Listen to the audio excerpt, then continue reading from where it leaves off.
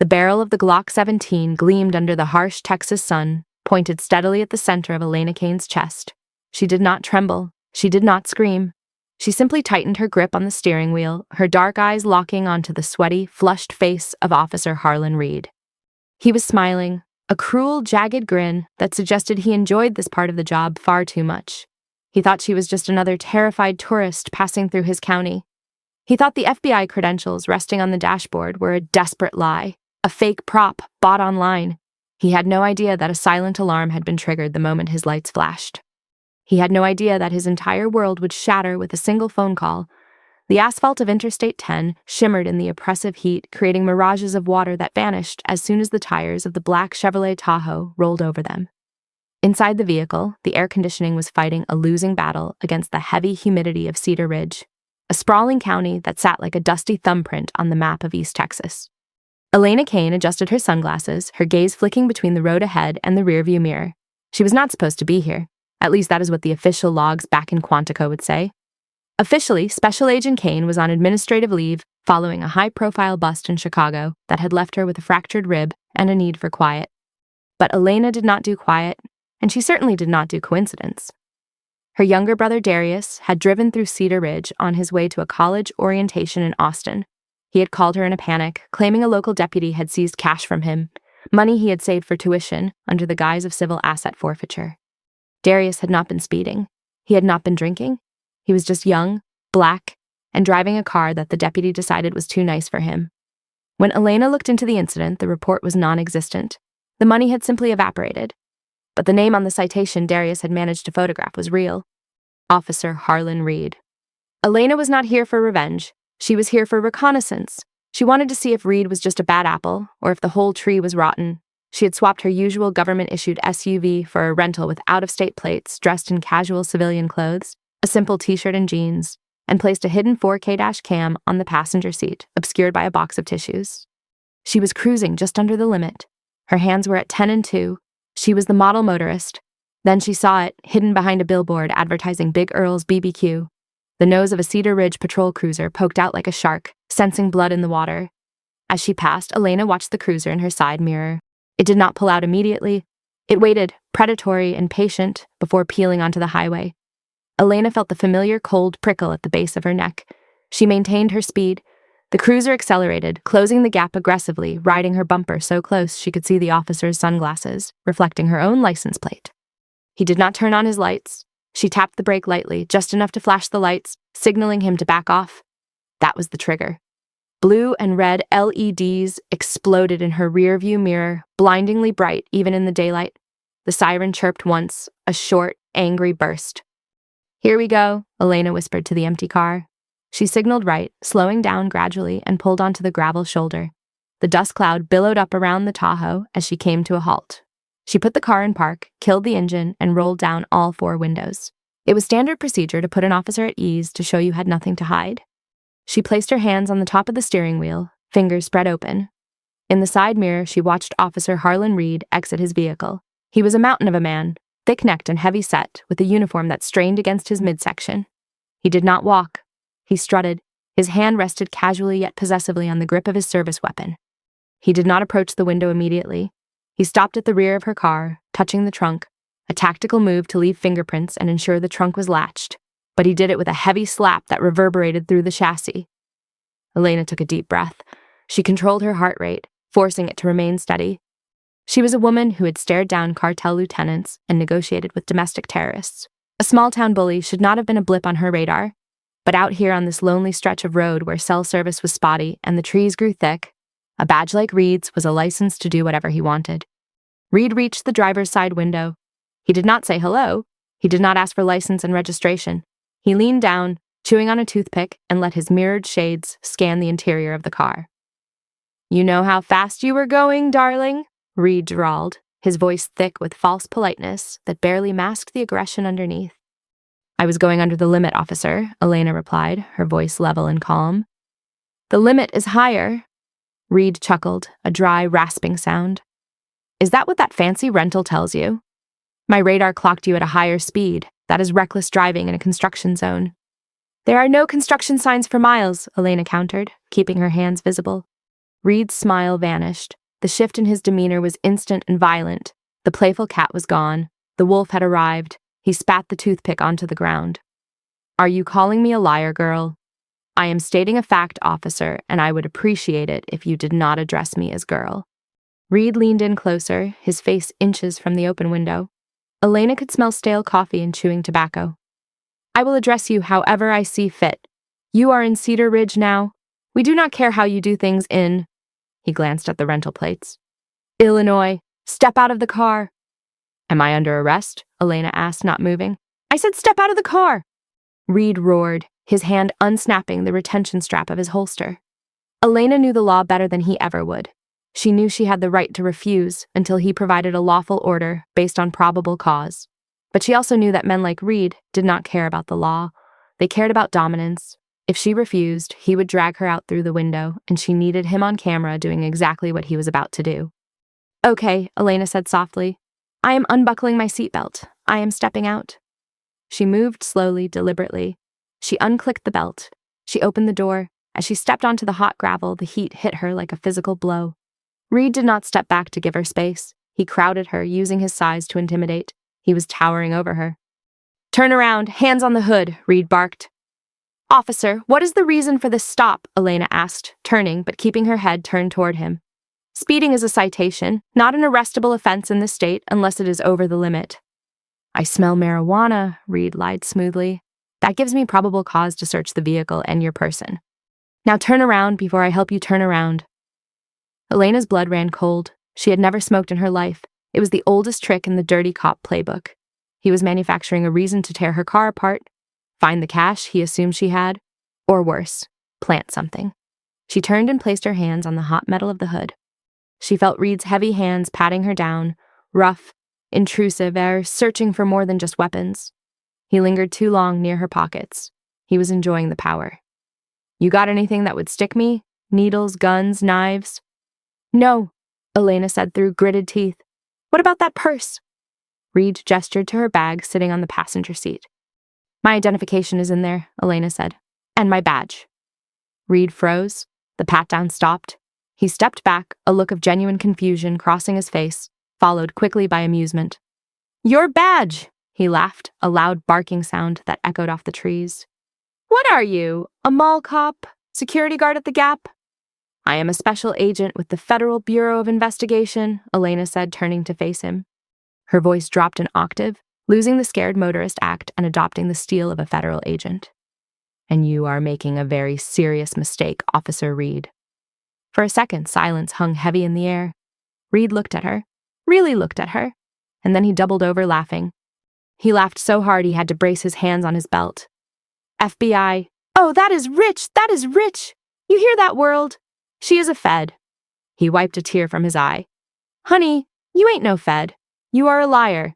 And in Texas, lying to a peace officer is a crime. Check the credentials in the bag, Elena said coldly. Call it in.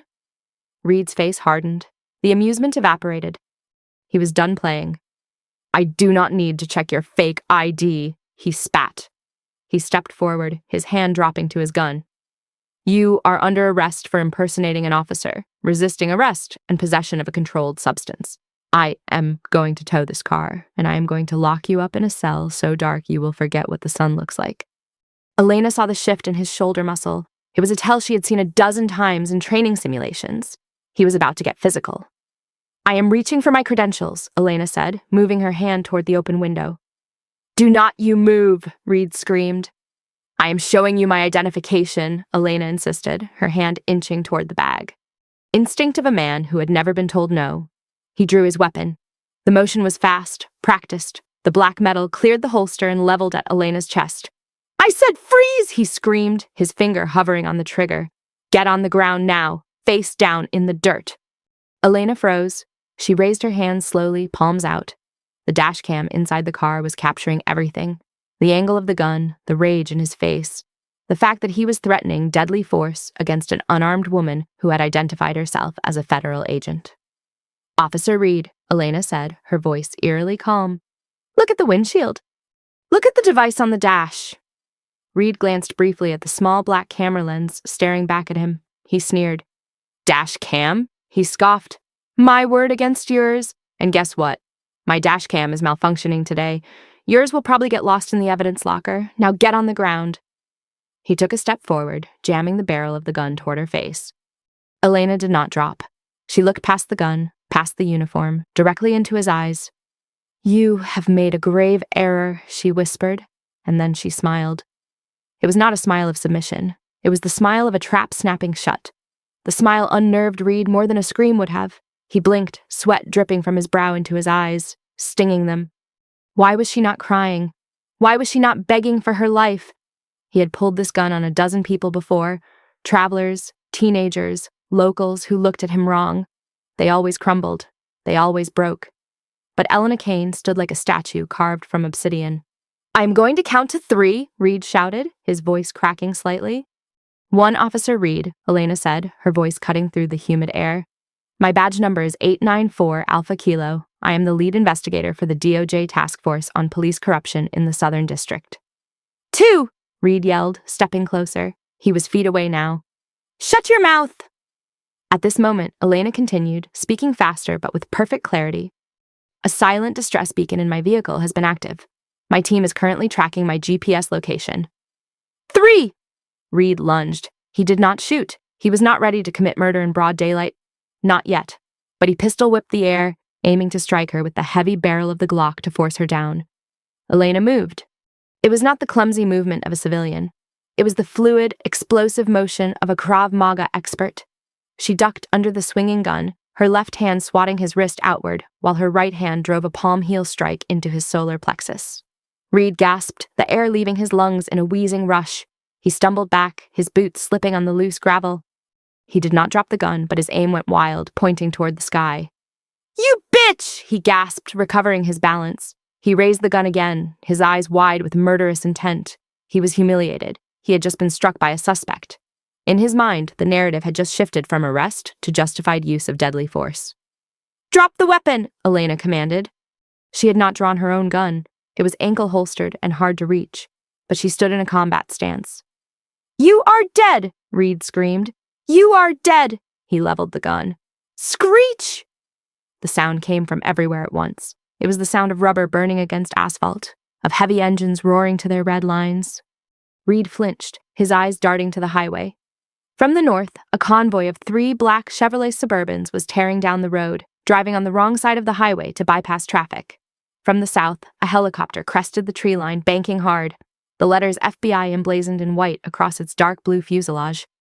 The wind from the rotor wash hit them instantly, kicking up a storm of dust and grit. Reed froze. His brain could not process the sudden shift in reality. 1 second he was the king of the road, about to punish a defiant woman.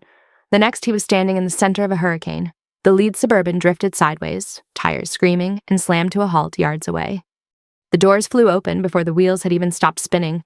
Men and women in full tactical gear poured out. They did not look like local cops. They moved with the terrifying precision of a machine. Their rifles, Daniel Defense Mk-18 SBRs, snapped up. Dozens of laser sights painted Reed's chest with dancing red dots. Federal agents, drop the weapon. Drop it now. The voice was amplified by a loudspeaker booming from the lead vehicle. Reed looked at the gun in his hand. He looked at Elena. She had not moved. She was simply watching him now with that same calm expression on her face. I told you, she said, her voice barely audible over the roar of the helicopter hovering directly overhead.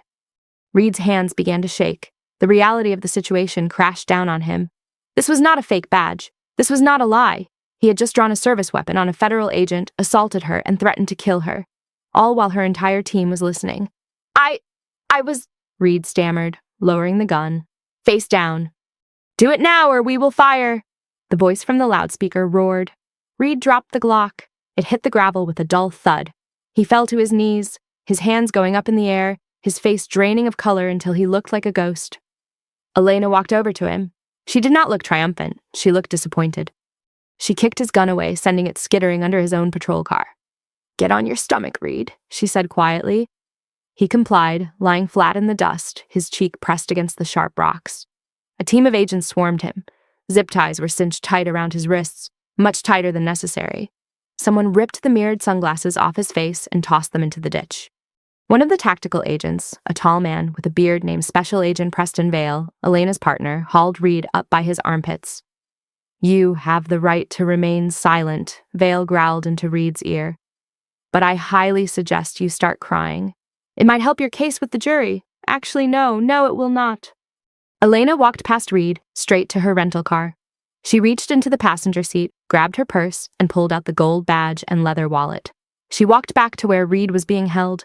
She held the badge up inches from his sweating, terrified face. "Take a good look, Harlan," she said. "Is it fake?" Reed could not speak. He just shook his head weakly, tears mixing with the dust on his face. "Get him out of my sight," Elena ordered.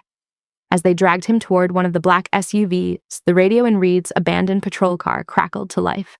It was the local dispatcher. "Unit 4 Alpha, Unit 4 Alpha. Sheriff is asking for your 20. He says to let the girl go if she has out-of-state plates. Do not need the heat." Elena leaned into the patrol car, grabbed the mic, and keyed it. "This is Special Agent Elena Kane of the FBI," she said into the radio, her voice broadcasting to every scanner in the county. "Unit 4 Alpha is currently in federal custody, and tell the sheriff to put a pot of coffee on. We are coming for him next." She dropped the mic. It dangled by its cord, swaying back and forth like a pendulum, counting down the end of an era for Cedar Ridge. The Cedar Ridge police station was a relic of the 1970s. Wood paneling, fluorescent lights that buzzed like angry wasps, and the smell of stale donuts and desperation. Usually it was a place of loud voices and slamming doors, where the locals were processed and intimidated. Today, it was silent. The lobby was filled not with deputies, but with men in suits. The FBI had seized the building. Boxes of files were being carted out. Computers were being bagged as evidence. The local deputies stood in the parking lot, stripped of their weapons, watching in stunned silence as their kingdom was dismantled brick by brick. In Interrogation Room B, Harlan Reed sat handcuffed to a metal table. The arrogance that had defined him on the highway was gone. He looked small. He was slouching, his eyes darting around the room, looking for a friendly face. There were none. The door opened. Elena Kane walked in holding a thick file folder. She did not sit down. She tossed the file onto the table. It landed with a heavy thump. "Water," Elena offered. Reed looked up, hope flickering in his eyes. "Please." Elena nodded. She did not move to get any. "I am sure you were thirsty when you left those 2 college kids handcuffed in the back of your car in high heat. Remember them? The Johnson brothers?" Reed swallowed hard. That was a misunderstanding. The AC malfunctioned." "Is that right?" Elena opened the file. She pulled out a photo. It was a picture of Reed standing next to a brand new fishing boat. "Nice boat, Harlan. Bought it cash after you seized cash from a contractor traveling to Houston. We checked the logs. That money never made it to the evidence locker." "I have a right to a lawyer," Reed croaked. "You do," Elena agreed. "And he is on his way. But here's the thing, Harlan. Your lawyer is going to tell you to shut up, and that is good advice. But by the time he gets here, I am going to play a recording for the United States Attorney." She pulled a small digital recorder from her pocket and placed it on the table. "What recording?" Reed whispered. "The one from your patrol car," Elena said. "See, we did not just seize the station. We seized the cloud server where your dashcam footage uploads automatically. You said it was malfunctioning. It was not. You just covered the lens with tape. But the audio was crystal clear." Reed went pale. "I listened to your stops," Elena said, leaning in. "The racial slurs, the threats, the sounds of you hitting people who were already cuffed. But the most interesting part, the phone call you made before you pulled me over." Reed's eyes widened. He shook his head frantically. No! "You called Sheriff Vance Briggs," Elena said. "And you said, and I quote, 'I got a target solo female. Looks like she has got money. I am going to shake the tree and see what falls out. Cut me in for 20%. Elena let the words hang in the air. "That is conspiracy to commit robbery, Harlan, under color of law. That is a federal RICO charge. That is a minimum. And since you used a firearm during the commission of a crime, add another mandatory consecutive. I was just following orders," he blubbered. "I was just following orders. The sheriff, he makes us do it. If we do not bring in cash, he cuts our shifts. He threatens our families." Elena's expression did not change. She had heard this song before. The rats always turn on each other when the ship starts sinking. "You want a deal, Harlan?" Reed nodded frantically. Yes, I will tell you everything. I will give you Briggs. I will give you the judge. Just do not put me in general population. Please, I am a cop. They will kill me in there." Elena pulled a chair out and sat down. She looked at him with a mixture of pity and disgust. "You stopped being a cop a long time ago," she said. "Now you are just a witness. Start talking from the beginning, and if you lie to me even once, I walk out that door and I leave you to the wolves." Reed took a shaking breath. It started with the highway interdiction program. As Reed began to spill the secrets of Cedar Ridge, Elena looked at the two-way mirror. She knew Vale was behind it, recording everything. The hard karma was not just Reed going to jail. It was Reed destroying his own brotherhood, ensuring that everyone he had ever worked with would hate him. He was burning his own world to the ground to save his skin, and Elena was there to hand him the matches. Sheriff Vance Briggs sat on the porch of his 3-story ranch house, a glass of expensive bourbon in his hand. The ice clinked softly as he swirled it, watching the sun dip below the horizon of his property. It was a sprawling estate, acres of prime Texas grazing land, stocked with pedigree cattle and quarter horses. It was an impressive accumulation of wealth for a public servant earning a modest salary. Briggs was a man who believed in the absolute authority of the badge. He had run Cedar Ridge like a feudal lord. He decided who did business, who went to jail, and who got a pass. He had insulated himself with a layer of loyal deputies like Harlan Reed, blunt instruments who did the dirty work, while Briggs kept his hands clean and his pockets full. But tonight the air felt different. His phone had been silent. Usually it buzzed nonstop with check-ins from patrol, updates from dispatch, or calls from the local judge asking for favors. He had tried calling the station, no answer. He had tried calling Reed, straight to voicemail. A knot of unease tightened in his gut. He took a heavy sip of bourbon. Probably just the storm knocking out the towers, he muttered to himself, eyeing the dark clouds gathering in the east. But it was not a storm. The silence of the evening was shattered, not by thunder, but by the rhythmic thump, thump, thump of rotors. Briggs stood up, squinting into the twilight. A helicopter was approaching, flying low and fast, hugging the tree line to stay below the radar, literally. At the same moment, the heavy iron gates at the end of his driveway exploded inward. He watched in horror as a convoy of armored vehicles bearing the bright yellow letters FBI surged onto his property. They did not stop at the house. They fanned out, driving over his manicured lawns, smashing through his white picket fences. They were encircling him. "What in the hell?" Briggs gasped. He turned to run back inside, his mind racing to the wall safe in his study where the ledger was kept, the book that detailed every bribe, every seizure, every payoff. He slammed the front door and locked it. He scrambled down the hallway, his breathing ragged.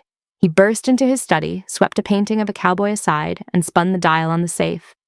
Left, right, left, crash. The front door did not just open. It was battered off its hinges with a ram. "Federal agents, search warrant, clear the rooms." Briggs's fingers fumbled. He could not get the combination right. He could hear boots, dozens of them, thundering on his hardwood floors. They were sweeping the house with the efficiency of a swarm of locusts. "Kitchen clear, upstairs clear." Basement secure. Briggs abandoned the safe. He grabbed a lighter from his desk and tried to torch the papers sitting in his inbox. Receipts for wire transfers to the Cayman Islands. "Sheriff Briggs," the voice came from the doorway. Briggs spun around, the lighter flickering in his shaking hand. Standing there was a woman he did not recognize. She was dressed in a tactical vest over civilian clothes, her FBI badge hanging around her neck. Elena Kane looked at him, not with fear, but with the cold, analytical gaze of an exterminator looking at a particularly large cockroach. "We will trigger if you light that, and I would hate for you to suffocate before your trial." Briggs stared at her. He looked at the agents filling the hallway. The realization hit him like a physical punch. It was over. The kingdom had fallen. Who gave me up?" Briggs rasped, his voice trembling with a mix of rage and disbelief. "Was it the judge? Was it Deputy Reed?" Elena stepped into the room, kicking the doorstop so the door stayed wide open. "It was your favorite soldier," she said, a small, icy smile playing on her lips. "Harlan Reed. He sang, Vance. He sang an entire opera about you. He told us about the travelers you targeted. He told us about the evidence locker skimming. He even told us about the retirement fund buried under the floorboards of your hunting cabin." Briggs's face turned a violent shade of purple. "Reed? That gutless—" "I made him. I own him." "Not anymore," Elena said. "Now he belongs to the Bureau of Prisons, and so do you." "You cannot prove anything," Briggs roared, trying to summon the bluster that had served him for decades. "I am the law in this county. I demand to call the governor." "The governor is currently holding a press conference," Elena said, checking her watch. He is announcing the appointment of an interim sheriff and a special prosecutor to investigate corruption in Cedar Ridge. He is distancing himself from you so fast he is leaving skid marks. She pulled a pair of handcuffs from her belt. They were standard issue, steel and cold. Turn around, Vance. Briggs deflated. The fight left him. He turned around slowly, his shoulders slumping. Elena clicked the cuffs onto his wrists. They felt tighter than he remembered. He had not worn a pair. He was used to putting them on others. You have the right to remain silent, Elena recited as she marched him out of his study, past the gaping hole where his front door used to be. Outside, the scene was chaotic. Agents were carrying boxes out of his house. Others were leading his prize horses out of the stables, seizing assets bought with stolen money. News crews were already gathering at the perimeter of the property, their cameras zooming in as the King of Cedar Ridge was led down his porch steps in irons. As Elena pushed him toward the back of an SUV, Briggs stopped. He looked at her. Reed, he spat. Tell Reed he is a dead man. Elena leaned in close. You can tell him yourself. You're going to the same holding facility tonight. I made sure you have adjoining cells. You two have a lot of catching up to do. She slammed the door on him. As the car pulled away, Elena watched the flashing lights illuminate the Texas night. The snake's head had been cut off, but the body was still thrashing. The federal courthouse in Houston was a stark contrast to the dusty wood-paneled room where Harlan Reed was used to testifying. This room was cold, modern, and intimidating. The seal of the United States hung high above the judge's bench, a reminder of the weight of the hammer that was about to fall. Reed sat at the defense table. He looked different. He had lost weight, mostly from stress and the terrible food in protective custody. His skin was pasty, having not seen the sun. He was jittery. His leg bounced uncontrollably under the table. Today was sentencing. He had taken the plea deal. It was the only way out. He had testified against Sheriff Vance Briggs. He had outlined the entire scheme, how they profiled out-of-state cars, how they planted drugs, how they split the cash. His testimony was devastating. Briggs had been convicted on counts of racketeering, wire fraud, and deprivation of civil rights. The king was looking at life without parole. Reed, however, expected mercy. He was the star witness. He was the one who blew the lid off. His lawyer, a court-appointed public defender named Mr. Barrett, had assured him that his cooperation would move mountains with the judge. Just look remorseful, Barrett whispered to him. Cry if you can. I do not have to pretend, Reed whispered back. He was terrified. The bailiff announced the entrance of the judge. All rise for the Honorable Justice Kira Reed. Judge Kira Reed swept into the room. She was a stern woman with a reputation for detesting public corruption. She took her seat and adjusted her glasses, looking down at Reed over a stack of files. Be seated, she commanded. The prosecutor, a sharp-suited man from the Department of Justice, stood up. Your Honor, he began. The government acknowledges the defendant's substantial assistance in the prosecution of Sheriff Briggs. Without Mr. Reed, dismantling this corruption ring would have been significantly more difficult. Therefore, we are recommending a downward departure from the guidelines. We suggest a sentence. Reed let out a breath he did not know he was holding. With good behavior, federal programs, and time served, he could be out sooner. He could still have a life. It was not freedom, but it was survivable. Judge Kira Reed listened, her face unreadable. She turned to Reed. Mr. Reed, do you have anything to say before I pass sentence? Reed stood up. His hands were shaking. He looked at the gallery. It was packed. Elena Kane was there, sitting in the back row, watching him with that same unyielding expression. Next to her was a young black man Reed did not recognize, Elena's brother Darius. And behind them were dozens of other people Reed recognized, the contractor whose truck he had seized, the mother whose son he had arrested on false charges to meet a quota, the college students he had terrorized on the roadside. They were all staring at him. I am sorry, Your Honor, Reed stammered. I got caught up in a bad situation. The sheriff, he pressured us. I just wanted to do my job. I am a good man. I cooperated. I did the right thing in the end. He sat down, wiping sweat from his upper lip. Judge Kira Reed shuffled her papers. Prosecution has recommended they cite your cooperation as a mitigating factor, and it is true. You helped catch a bigger fish, dash cam footage of your stop with Agent Kane. I have listened to the audio of you laughing as you terrorized citizens who looked to you for protection. You did not just follow orders, Mr. Reed. You reveled in them. You enjoyed the power. You treated the Constitution of the United States like a suggestion. Reed felt a cold pit open in his stomach. This was not going according to script. You asked for leniency because you turned on your co-conspirators, Kira Reed said. but you only did so when you were caught. That is not morality. That is self-preservation. You betrayed the public trust in the most vile way possible. A badge is a symbol of faith. You turned it into a weapon of extortion. She looked at the prosecutor. The court rejects the plea agreement sentencing recommendation. A gasp went through the room. Reed's lawyer shot up. Your Honor, the precedent for cooperation. Sit down, counselor, Kira Reed snapped. She turned her gaze back to Reed, who was now trembling violently. Harlan Reed, for the crimes of conspiracy to deprive civil rights, armed robbery under color of law, and obstruction of justice, I hereby sentence you to years in federal prison. Reed's knees gave out. He collapsed into his chair. He would be an old man when he got out. His life was over. Furthermore, the judge added, delivering the final blow, I am recommending that you serve your sentence at USP Beaumont. Reed let out a strangled cry. USP Beaumont! It was known as Bloody Beaumont. It was a high-security penitentiary. It was not the white-collar camp he had hoped for. It was a place where ex-cops had a life expectancy measured in days, unless they stayed in solitary confinement for the rest of their lives. And Mr. Reed, Judge Kira Reed said, gathering her robes, since you have been stripped of your pension to pay restitution to your victims, I am ordering that your assets be liquidated immediately. The boat, the truck, the house, all of it goes to the people you robbed. She banged the gavel. It sounded like a gunshot. Court is adjourned. Reed was numb. 2 U.S. Marshals moved in behind him. They hauled him to his feet. He looked back at the gallery one last time. He locked eyes with Elena Kane. She did not smile. She did not gloat. She simply nodded, a gesture of finality.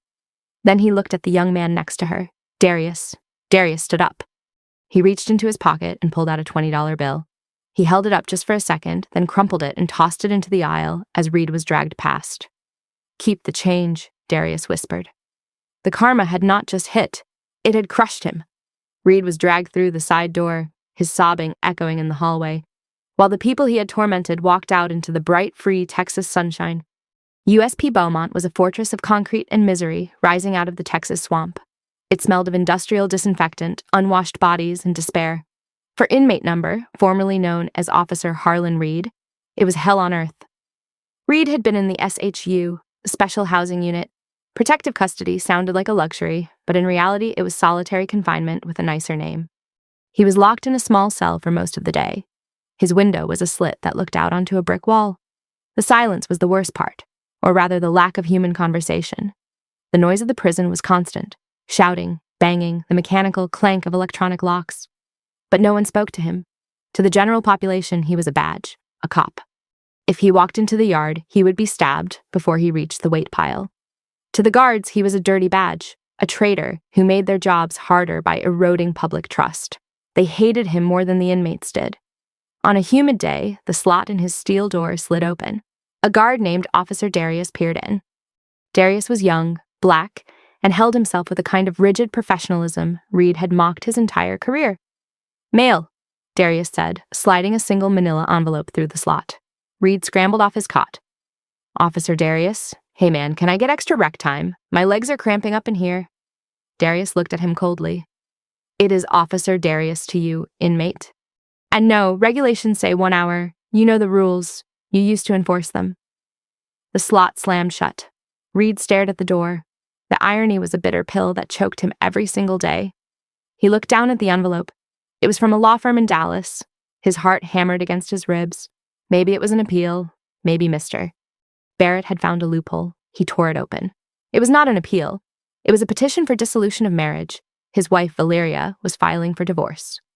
Reed sank onto the thin, lumpy mattress. He read the legal jargon through blurred eyes. Irreconcilable differences, incarceration of spouse, full custody of the children. There was a handwritten note clipped to the back. Harlan, I cannot do this. I cannot be the wife of the man on the news. The kids are getting bullied at school. They call their father a crook. We are moving to Oregon to stay with my sister. I changed our number. Do not write to us. Let them forget you. It is the only kindness you can give them now. Valeria. Reed dropped the paper. He curled into a ball on the cot, facing the concrete wall. He had lost his job. He had lost his freedom. He had lost his money. Now he had lost his blood. He let out a scream of pure, raw anguish. It echoed off the walls. Outside the door, Officer Darius did not flinch. He just kept walking his beat. He had heard it 1,000 times before. It was just the sound of a man realizing that actions have consequences. Meanwhile, in Cedar Ridge, the atmosphere was transformed. The blue wall of silence that Sheriff Vance Briggs had built was being dismantled with a sledgehammer. Elena Kane stood in the parking lot of the former sheriff's department. The sign out front was being repainted. It no longer listed Briggs's name. A new interim sheriff had been appointed by the state, a woman named Kira Reed, a former Texas Ranger with a reputation for being by the book and utterly humorless about corruption. "Agent Kane," Sheriff Reed said, walking up to Elena. She extended a hand. "I wanted to thank you before you headed back to Quantico." Elena shook her hand. "Do not thank me, Sheriff. Thank the dash cam." "We are cleaning house," Reed said, gesturing to the station. "Fired more deputies. If they turned off their body cams even once without cause, they are gone. We are implementing a new policy, duty to intervene. If an officer sees another officer breaking the law and does not stop them, they go down too." "Good," Elena said. She looked toward the highway where traffic was flowing smoothly. No predators lurking behind billboards, no speed traps designed to rob tourists. "There is something else," Reed said. "We found something in Briggs's safe that we think you should have." She handed Elena a small velvet box. Elena opened it. Inside was a gold pin, an FBI lapel pin, but it was not hers. It was old, tarnished. "We ran the serial number," Reed said softly. "It belonged to an agent named Barrett Kane. He went missing in this county. Briggs had it kept as a trophy." Elena felt a chill go down her spine. The corruption here was not just about money. It was about blood. Briggs and Reed were not just thieves. They were part of a legacy of darkness that had swallowed good people for decades. "We are digging up the hunting cabin grounds," Reed said grimly. "We expect to find Agent Kane and maybe others." Elena closed the box, her grip tightening until her knuckles turned white. She had stopped Reed just in time. If she had been anyone else, if she had not been trained, if she had not had backup, she would have just been another trophy in a safe. "Burn it down, Sheriff," Elena said, her voice hard as flint. "Burn it all down and build something decent on the ashes." The lecture hall at the FBI Academy in Quantico was filled with fresh recruits. They were young, eager, and terrified. The lights dimmed and a massive screen descended from the ceiling. Elena Kane, now the assistant special agent in charge of the Public Integrity Division, walked to the podium. She did not need notes. She had lived the lesson. "Today we are going to discuss color of law violations," Elena said, her voice projecting to the back of the room. "We are going to discuss what happens when the people entrusted with power decide to use it for profit." She clicked a remote. The video on the screen played. It was grainy dashcam footage from a Texas highway. The recruits watched in silence as a burly officer mocked a woman. They heard the laughter. They heard the arrogance. "You know how fast you were going, darling." Then they saw the gun come out. They saw the rage on Officer Reed's face when his authority was challenged. Elena paused the video on a freeze frame of Reed's face, twisted, ugly, and sweating. "This man," Elena said, pointing to the screen, "is Harlan Reed. He believed he was the law. He believed he was untouchable because he wore a badge. He forgot that the badge is borrowed property. It belongs to the citizens." She clicked the remote again. The slide changed. It was a photo of Reed taken recently. He looked older. His hair was gone. His teeth were yellowing. He was chained to a hospital bed, receiving treatment for early-onset heart failure brought on by prison stress. He looked broken, hollowed out. "Harlan Reed is currently serving his sentence," Elena stated. "His wife left him. His children changed their last names. His pension was seized to pay restitution to the families he robbed. He will die in federal custody." The room was deadly silent. "You will face people like him," Elena continued. "Sometimes they will be the criminals you chase. Sometimes, tragically, they will be wearing the same uniform as you. Your loyalty is not to the Brotherhood. Your loyalty is to the Constitution. If you see a Harlan Reed, you take him down. You do not look away." After the lecture, Elena walked back to her office. Her assistant, a bright young man named Vance, was waiting for her. "Ma'am, you have a visitor," Vance said. "He says he is from the Texas State Board of Pardons." Elena frowned. "Send him in." A man in a gray suit entered. He looked tired. "Agent Kane," he said.